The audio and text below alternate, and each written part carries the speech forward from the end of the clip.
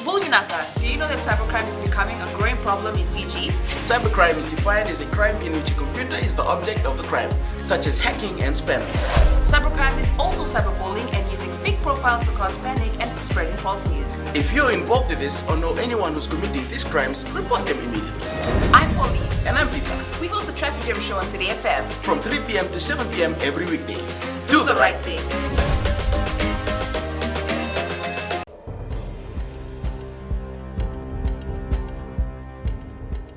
Nisambul binaka.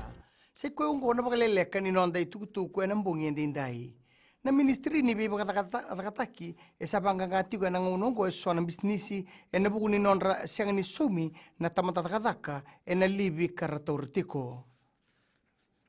Esa dingoma na ministri rauta ni tolu nondra ukalima na kunru.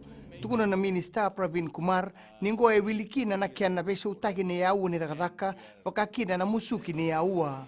Kaya talangani sona kunru kadingomi oyana nonra baka ukawataki mera saini taka na tamatatakataka na ibola mera pakadingukina mai na takataka na beka kedongo esabanga ngaitiko ena ngaunongo pakarita na leo ni ponua mai lambasa kai kadhiwe ni kisi ni COVID-19 ni pambauta ni apambula ikoya na masu ni leo ni ponua atakaba talangana marama na watina na COVID-19 ia rausa andi kebi pakatolu kasasang ni laurai berau na manumanu ni mate ungo. Tukono sahid ni asang ni kila na kena takaibi kwa na manumanu ni mate ena ngauna ile subikina ma India. Ia pakarita ni pakabinatagira na nasi kena bunuwai ena nonra bengarabi. Warita kan iliu ni songo pa politiki na sodalpa siti beni rambuka ni rato na kautadaki kina matabelewa ini na Court of Appeal melaki wala tagikina na pakatuloa esa ambiuta na matabelewa yadake. Na matabelewa yadake e pakatuloa ataka ni mbosi ni songo kangara misabu na magsawati esang ni bakuai na bei pakatuloa kede e adukina.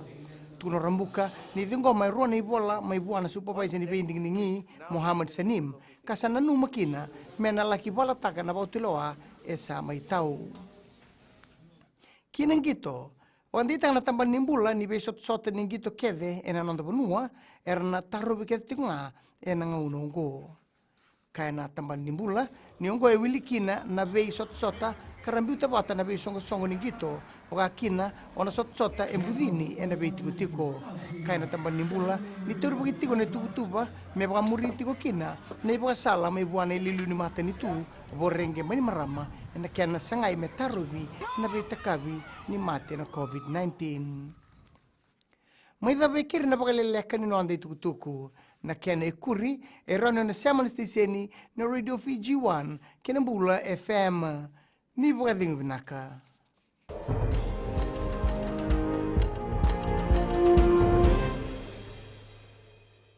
Oira na ngone na nonda inuni ena beisinga ni mataka. Mersusunga da kena loma dina kena bikaron.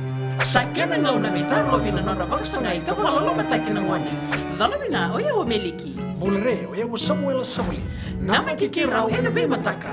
Boniti kena bakarombuka. Ni boy tini kalimana miniti meona kina tini na kaloko. Ena Radio Fiji 1 nandomo ibiti. Pindah-pindah na mataka dan ramai na singabo.